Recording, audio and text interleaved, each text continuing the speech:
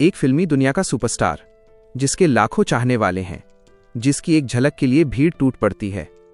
लेकिन अगर वही सुपरस्टार असल जिंदगी में एक सीरियल किलर निकले तो तालियों के शोर में क्या चीखें दब सकती हैं। आज की कहानी शोहरत के उस अंधेरे चेहरे की है जहां कैमरे मुस्कान दिखाते हैं और परछाइयां सच। एक भगोड़ा सीरियल किलर जो कभी पुलिस से छुपता फिरता था, आज वही आदमी पूरे देश का टॉप सुपरस्टार बन चुका है। और हैरानी की बात यह है कि उसने अपनी जिंदगी की पहली बड़ी उपलब्धि के तौर पर अपने ही अपराधों पर एक आत्मकथा लिख डाली।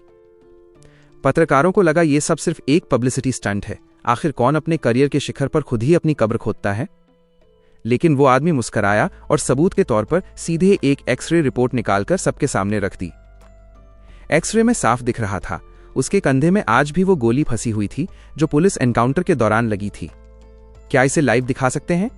अगले ही पल वो कैमरों के सामने अपनी शर्ट खोलता है और बड़े घमंड से अपनी गोली की चोट दिखाता है। फिर मेडिकल स्टाफ को बुलाकर घाव के अंदर फंसी गोली को स्कैन करवाता है। इतना घमंड इसलिए था क्योंकि कोरिया के कानून में हत्या का केस सिर्फ 15 साल बाद खत्म हो जाता है, और वही 15 साल अब पूरे हो चुके थे। 15 साल पहले ली डू सियोक नाम के इस आदमी ने 10 मासूम जिंदगियां छीन ली थीं। 90 साल के बुजुर्ग हों या फिर छोटी छोटी लड़कियां, उसने किसी पर रहम नहीं किया। अब जब कानून उसे छू भी नहीं सकता तो वो बेखौफ होकर अपनी किताब लॉन्च करता है। और मीडिया सवाल पूछती है, आप स्किन केयर क्या करते हैं? 15 साल बाद भी आप इतने यंग कैसे दिखते हैं? हैरानी की बात यह कि उसके फैंस को इससे कोई फर्क नहीं पड़ता कि वो एक कातिल है। उल्टा उसे एवरग्रीन हीरो बना दिया जाता है। यहां तक कि हत्या भी उसकी डार्क पर्सनैलिटी का हिस्सा बना दी जाती है। 3 दिन में उसकी किताब बिककर करीब 200 अरब वॉन कमा लेती है। फेम को और भुनाने के लिए वो पीड़ितों के परिवारों के सामने घुटनों पर बैठकर माफी मांगता है। कैमरों के सामने आंसू और कैमरों के पीछे एक शैतानी मुस्कान। उसका ड्रामा देखकर फैंस और पागल हो जाते हैं। पीड़ित परिवारों को ही दिल कठोर कहा जाने लगता है। लेकिन कुछ जख्म ऐसे होते हैं जो वक्त से नहीं भरते, खासतौर पर किम आंटी के लिए जिनकी बेटी की लाश तक आज नहीं मिली। जब कानून खामोश हो जाए तो इंसान खुद इंसाफ ढूंढता है। कुछ पीड़ित परिवार चुपचाप एक दूसरे से मिलते हैं। फैसला होता है, अब शैतान को खुद खत्म करना होगा। लेकिन ली डू सियोक हर वक्त बॉडीगार्ड से घिरा रहता है। एक दिन वो अपने प्राइवेट स्विमिंग पूल में आराम कर रहा होता है। सुरक्षा गार्ड भी बेफिक्र होते हैं। तभी एक सफाईकर्मी के भेष में एक आदमी धीरे धीरे पूल के पास पहुंचता है। अगले ही पल वो बाल्टी के नीचे लगा ढक्कन जोर से खोल देता है और देखते ही देखते दर्जनों जहरीले पानी के सांप सीधे पूल में गिर पड़ते हैं। सांप जैसे ही पानी में उतरते हैं, मानो किसी अदृश्य आदेश पर सीधे ली डू सियोक की तरफ टूट पड़ते हैं। हाहाकार मच जाता है। बॉडीगार्ड किसी तरह उसे पानी से बाहर खींचते हैं, लेकिन तब तक जहर अपना असर दिखा चुका होता है। उसका चेहरा नीला पड़ने लगता है, सांस उखड़ने लगती है। एम्बुलेंस बुलाई जाती है। उसे कंधों पर उठाकर नीचे ले जाया जाता है। लेकिन बाहर का नजारा और भी अजीब था। गेट के बाहर एक एम्बुलेंस पहले से खड़ी थी। डॉक्टर बड़ी फुर्ती से उसे एंटी वेनम इंजेक्शन लगाता है, लेकिन चुपके से उसकी आधी शीशी खून निकाल लेता है। जैसे ही उसे एम्बुलेंस में डाला जाता है, दूर से पुलिस सायरन की आवाज गूंजती है। अचानक एक और एम्बुलेंस तेजी से वहां पहुंचती है। माहौल एकदम जम जाता है। नकली एम्बुलेंस में बैठे आदमी का रंग उड़ जाता है। वो झट से चाकू निकालता है। एम्बुलेंस पागलों की तरह भागती है और दरवाजा बंद होने से ठीक पहले वो आदमी छलांग लगाकर अंदर कूद जाता है। ली डू सियोक को एक अंधेरी सुनसान जगह पर ले जाया जाता है। उसे रस्सियों से बांध दिया जाता है। इरादा साफ था, उसे धीरे धीरे तड़पाकर मारना। एक औरत आगे आती है। तुम मेरी बेटी को जानते हो, जंग सुक वॉन, तुमने उसके साथ क्या किया? लेकिन तभी अचानक सारी लाइट्स बुझ जाती हैं। मोबाइल की टॉर्च जलती हैं, रोशनी इधर उधर हिलती है। और तभी कुछ बेहद अजीब होता है। अंधेरे में मानो तीसरा साया भी हिल रहा हो। ली डू सियोक जमीन पर गिरा हुआ था, लेकिन कोई अनदेखा हाथ चुपचाप उसकी रस्सियां काट देता है। किम आंटी को शक होता है। सब लोग घबरा जाते हैं। सब रोशनी एक जगह जमा करते हैं और तभी पता चलता है ली डू सियोक गायब है। सब पागलों की तरह बाहर भागते हैं। दूर एक काला साया उसे कंधे पर उठाकर दौड़ रहा था। लेकिन जब तक वो पास पहुंचते, एक गाड़ी तेज रफ्तार में आंखों से ओझल हो चुकी थी। जिसने उसे बचाया था वो कोई और नहीं बल्कि वही आदमी था जो उससे सबसे ज्यादा नफरत करता था, ओल्ड चोई। होटल के कमरे में चोई अपनी गर्दन छूता है। एक ताजा खरोंच जो हंगामे में किम आंटी के नाखूनों से लगी थी। उसे कोई फर्क नहीं पड़ता। वो चाकू से टेबल पर सिर्फ एक लाइन लिखता है, अगर जिंदा रहना है तो बकवास मत करना। अगले दिन ली डू सियोक कैमरों के सामने आता है। झूठी मुस्कान के साथ कहता है, यह सब एक जुनूनी फैन की हरकत थी, मैं ठीक हूं और किसी के खिलाफ कार्रवाई नहीं करूंगा।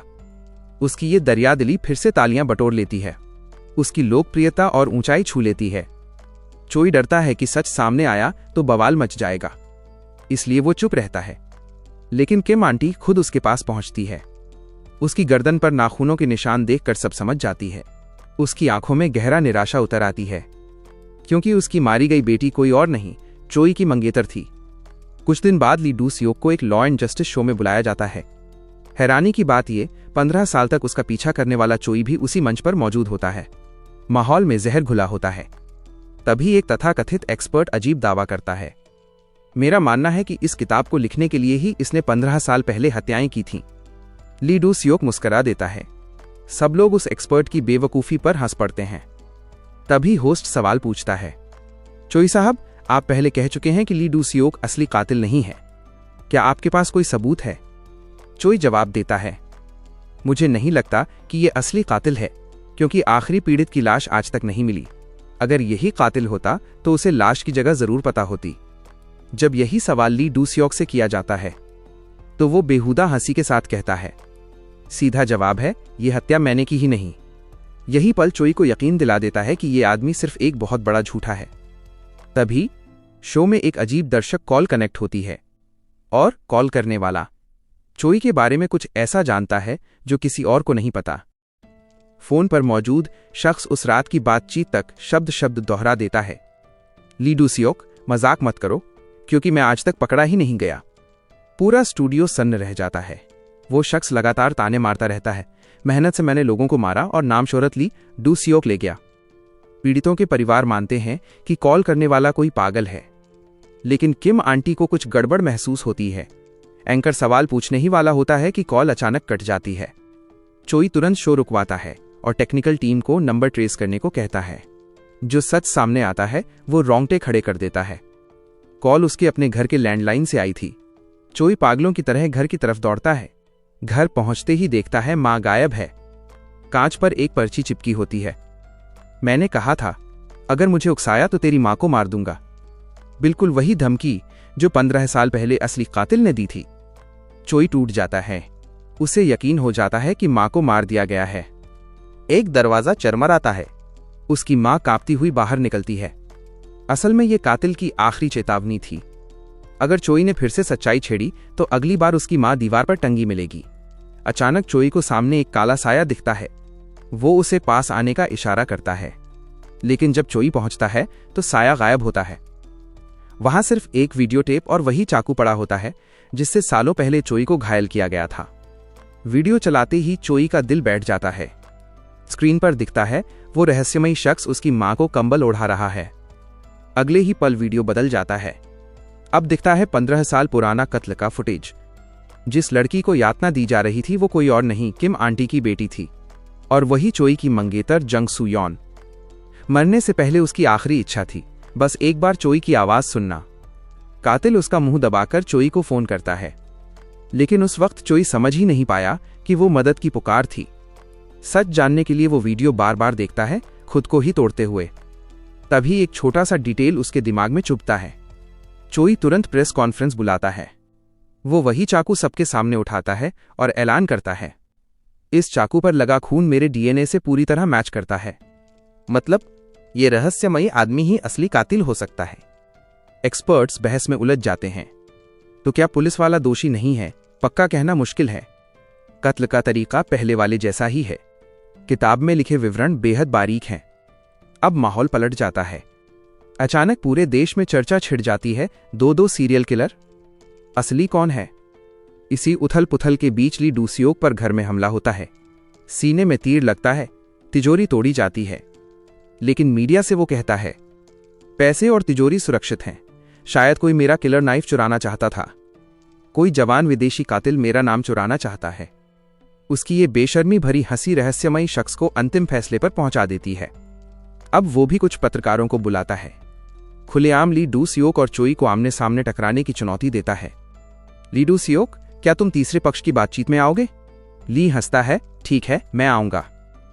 इसके बाद वो एक वीडियो जारी करता है। वीडियो में शहर से बाहर एक बड़ा पेड़ दिखता है। वो कहता है, इसी पेड़ के नीचे जंग सुयॉन दबी हुई है। पेड़ पर निशान बनाकर धमकी देता है, 2 दिन बाद मैं पुलिस को लोकेशन दूंगा। वीडियो देखकर किम आंटी की आंखें खून से भर जाती हैं। वो जहरीले सांप की पत्तियां ढूंढती है और जहर एक पेन के अंदर भर देती है। उसका फैसला साफ है, जो भी असली कातिल निकले ये पेन उसे नर्क पहुंचा देगी। 3 तरफा आमना सामना वाला दिन आता है। बाहर ली डू सियोक के अंधभक्त पागलों की तरह चिल्ला रहे होते हैं, ली डू सियोक जिंदाबाद, हमारे हीरो को छोड़ दो। स्टूडियो में मास्क पहने रहस्यमयी शख्स थोड़ी देर से एंट्री करता है। उसे देखते ही ली डू सियोक के होठों पर एक ठंडी मुस्कान आ जाती है। शो शुरू होते ही दोनों संदिग्ध एक दूसरे पर टूट पड़ते हैं। पूरी लाइमलाइट लूटने के लिए रहस्यमयी शख्स अचानक अपना मास्क उतार देता है और सीधा चोई की तरफ देखता है। जंग सुयॉन, क्या वो अभी जिंदा है? अगर है तो थोड़ा इंतजार करो, अभी पता चल जाएगा। वो आदमी लाइव शो के ड्रामे को खूब समझता था। वो डायरेक्टर को इशारा करता है। अचानक लाइव कैमरा शहर के बाहर शिफ्ट हो जाता है। वहां पुलिस उस पेड़ के नीचे खुदाई कर रही होती है जिस पर निशान लगाया गया था। जैसे जैसे मिट्टी हटती है, सबकी सांसें थम जाती हैं। एक कंकाल बाहर आता है। किम आंटी वहीं टूट जाती है। वो उसके सालों से ढूंढे जा रहे बेटी के अवशेष थे। गायब होते वक्त वो सफेद पैंट पहने थी। सब कुछ मेल खा रहा था। तू हरामजादा, भीड़ में कोई चिल्लाता है। और तभी सबसे अहम पल पर टीवी चैनल कमर्शियल ब्रेक चला देता है। जब लाइव दोबारा आता है, स्टाफ दोनों पक्षों को जबरदस्ती अलग कर चुका होता है। रहस्यमयी आदमी को लगता है अब जीत उसकी है। वो घमंडी मुस्कान देता है। दूसरी तरफ खुद को कातिल बताने वाला ली डू सियोक अचानक खामोश हो जाता है। एंकर के बार बार पूछने पर आखिरकार वो टूटता है, मैं असली कातिल नहीं हूं। एंकर चौंक जाता है, तो फिर आप किताब में इतने बारीक विवरण कैसे लिख पाए जो सिर्फ कातिल जानता है? ली सिर उठाकर कहता है, वो किताब मैंने लिखी ही नहीं। तो फिर किसने लिखी? वो आदमी आगे आता है। वो किताब मैंने लिखी थी। यही पूरा सच सामने आता है। ये कोई अचानक हुआ खेल नहीं था, बल्कि 15 साल की प्लानिंग थी। ली डू सियोक असल में पहली मारी गई औरत का बेटा था। उसने अपनी मां को अपनी आंखों के सामने मरते देखा। दिमागी संतुलन बिगड़ गया और उसने इमारत से छलांग लगा दी। किस्मत से बस की छत पर गिरा, जान बच गई, लेकिन चेहरा बुरी तरह बिगड़ गया। चोई ने उसका प्लास्टिक सर्जरी करवाई और उसे ली डू सियोक की नई पहचान दी। चोई जानता था कि असली कातिल बेहद घमंडी है, इसलिए उसने एक खतरनाक जाल बुना। एक सेलिब्रिटी किलर खड़ा किया, किताब, शोहरत, पैसा, सब कुछ। चोई को भरोसा था जब असली कातिल देखेगा कि कोई और उसके नाम पर महिमा बटोर रहा है तो वो चुप नहीं रहेगा। और वही हुआ। लेकिन कातिल को कानून का डर नहीं था, क्योंकि 15 साल की समय सीमा खत्म हो चुकी थी। तभी चोई एक और वीडियो चलाता है, सुयॉन की हत्या का। वीडियो के बैकग्राउंड में टीवी पर देश का चुनाव प्रसारण चल रहा था। 14वें राष्ट्रपति चुनाव की लाइव गिनती। चोई तारीख बताता है, यह है 19 दिसंबर 1992 सुबह का समय, और आज है 18 दिसंबर 2007 11:46। मतलब तुमने उसे समय सीमा के अंदर मारा था। कातिल बौखला जाता है। जैसे ही चोई बंदूक तानता है, कातिल घुटनों पर गिर जाता है। वो रोता है, गिड़गिड़ाता है, लेकिन चोई समझ जाता है ये वही अभिनय है जो सुयॉन ने मरने से पहले किया था। सच और भी भयानक निकलता है। सुयॉन को जबरन उसके साथ रखा गया। वो गर्भवती हो गई, लेकिन उस जानवर को बच्चे से नफरत थी, इसलिए उसने गर्भवती सुयॉन को जिंदा दफना दिया। ये सुनते ही चोई टूट जाता है। वो गोली चलाने ही वाला होता है कि साथ ही अफसर उसे रोक लेते हैं। इसी अफरातफरी में कातिल खिड़की से भागता है। बस कुछ मिनट और चाहिए थे ताकि वो बच सके। चोई भी पीछे दौड़ता है, लेकिन एक लात उसे गिरा देती है। बस 3 मिनट और, कातिल बड़बड़ाता है। चोई अपने सारे दर्द, गुस्से और पछतावे को ताकत में बदल देता है। वो एक बिजली का तार उसकी गर्दन में लपेट देता है। ये वो गुस्सा था जो उसने पूरे 15 साल अपने सीने में दबाकर रखा था। जब कातिल मरने की कगार पर पहुंच ही गया था, तभी पुलिस समय पर पहुंच जाती है। वो जबरन चोई को उससे अलग कर देती है। आज जो पुलिस इंसाफ की रखवाली करती है, वही पुलिस इस पल शैतान की ढाल बन जाती है। कातिल के चेहरे पर फिर वही घिनौनी मुस्कान लौट आती है। ली डू सियोक जमीन से कांच का टुकड़ा उठाकर उस पर झपटना चाहता है, लेकिन पुलिस उसे फिर रोक लेती है। सबके सामने एक बार फिर लगता है शैतान कानून के सहारे बच जाएगा। इसी अफरातफरी में किम आंटी धीरे धीरे कातिल के पास पहुंचती है। उसके हाथ में वो स्टील पेन है जिसमें जहर भरा हुआ है, लेकिन तभी चोई उसका हाथ पकड़ लेता है।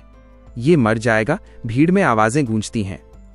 15 साल परिवारों ने इस दिन का इंतजार किया था, लेकिन फिर भी कानून के आगे सब हारते दिखते हैं। चोई पेन छीन लेता है और बिना पलक झपकाए कातिल को देखता है। अगले ही पल कातिल की मुस्कान जम जाती है। वो नीचे देखता है, पेन सीधे उसके दिल में धंसा हुआ था। इस पल चोई पुलिस नहीं था, वो एक प्रेमी था, एक बदला लेने वाला इंसान। उसने अपनी आखिरी ताकत लगाकर टूट चुके परिवारों को बचाया, लेकिन इसकी कीमत थी 5 साल की जेल। 5 साल बाद जब चोई बाहर आता है तो सारे पीड़ित परिवार उसका स्वागत करते हैं। उनके लिए चोई कोई कातिल नहीं, बल्कि इंसाफ का सच्चा हीरो था। 15 साल बाद मिला इंसाफ। देर से आया, लेकिन आया, और वो भी चोई के हाथों। ये फिल्म एक सच्ची घटना से प्रेरित है। हकीकत इससे भी ज्यादा बेरहम थी। असली कातिल कानूनी समय सीमा खत्म होने के कारण सजा से बच निकला, लेकिन इसी कड़वे सच ने कानून को बदलने पर मजबूर कर दिया।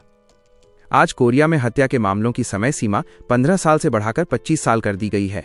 कभी कभी कानून की किताबें इंसाफ देने में देर कर देती हैं, लेकिन जख्मों का हिसाब वक्त नहीं, ज़मीर मांगता है। ये कहानी सिर्फ एक कातिल की नहीं, बल्कि उस सिस्टम की है जहां सच जानते हुए भी खामोश रहना पड़ता है। अगर आपको लगता है कि इंसाफ सिर्फ सजा से नहीं, बल्कि सच्चाई से मिलता है, तो इस वीडियो को शेयर कीजिए, क्योंकि ऐसी कहानियां भुला दी गईं तो फिर दोहराई जाएंगी। मिलते हैं अगली कहानी में एक और सच के साथ। अगर वीडियो पसंद आया हो तो लाइक करें, शेयर करें